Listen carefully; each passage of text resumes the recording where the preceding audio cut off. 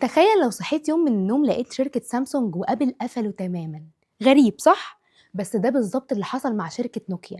الشركة اللي كانت مهيمنة على سوق الموبايلات وكل الناس بتستخدم أجهزتها أعلنت مؤخرا إنها خارج المنافسة. بس السؤال هنا، إزاي شركة كانت بتبيع 250 مليون موبايل في السنة تتحول لشركة خارج المنافسة؟ وإزاي الغرور وسوء القرارات وسوء الإدارة يبقى سبب في سقوطها؟ في الفيديو ده هحكي لكم القصة كاملة مع تفاصيل محدش بيقولها، وهسألكوا سؤال في آخر الفيديو هستنى أشوف رأيكم فيه.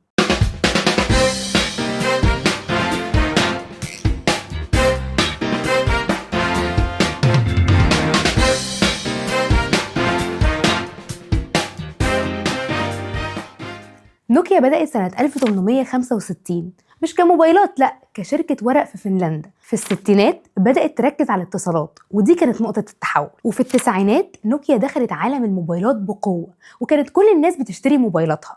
وسنة 1998 نوكيا كانت الأولى عالميا وكانت بتبيع أجهزة أكتر من أي شركة تانية. وفي 2000 أطلقت نوكيا موبايلها الأشهر نوكيا 3310 اللي كان مثال للقوة والصلابة في الوقت ده، وحقق مبيعات طائلة وصلت ل 130 مليون وحدة. ومع النجاح ده كله حصلت الكارثة. ثانية واحدة.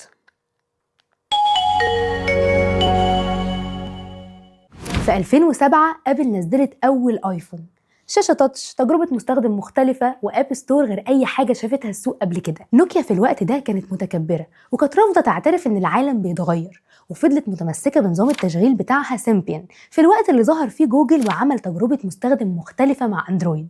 لما نوكيا قررت تتحرك أخيرا خدت القرار الغلط. بدل ما تستخدم أندرويد زيها زي باقي الشركات، راحت وتعاقدت مع مايكروسوفت واستخدمت ويندوز فون. المشكلة النظام كان ضعيف جدا، التطبيقات بتاعته قليله والمستخدم اصلا مش مهتم بيه، وفي خلال سنتين كانت انهارت حصه نوكيا في السوق. في 2013 نوكيا باعت قسم الموبايلات بالكامل لمايكروسوفت كمحاوله اخيره لانقاذ ما تبقى منها، لكن حتى مايكروسوفت ما قدرتش تنقذ العلامه التجاريه. وفي 2024 اعلنت شركه اتش ام دي جلوبال انها هتوقف رسميا تصنيع اي اجهزه كانت بتصنعها لنوكيا، وده كان اعلان رسمي لخروج نوكيا بالكامل من سوق الموبايلات. القصه ما انتهتش هنا وكملت لما نوكيا فاجئتنا بقرار توسيع مراكز بياناتها في 2025 وعملت بروتوكول مختلف وخطة جديدة لحد 2028. بس تفتكروا الطفرة دي هترجع لنوكيا السنين اللي ضاعت وترجع مكانتها في السوق؟ نوكيا مش مجرد شركة فشلت وخلاص، نوكيا درس لأي حد عايز يبدأ بيزنس ويبقى فاوندر ناجح. فلو انت بتفكر تبدأ بيزنس أو بدأت البيزنس بتاعك خد بالك من الكلمتين دول. لو ما طورتش نفسك السوق هيجبرك تتغير. يعني عندك مثلا نوكيا فضلت متمسكة بالنظام بتاعها ورفضت تطور العالم. تاني حاجة عندك أبل فهمت إن الناس عايزة شاشات تاتش وآبس، نوكيا كانت شايفة إن العملاء مش محتاجين ده، والنتيجة إن الناس سابت نوكيا وراحت للمنافسين. لما تيجي لحظة التغيير خليك حاسم وما تضيعش وقتك زي نوكيا.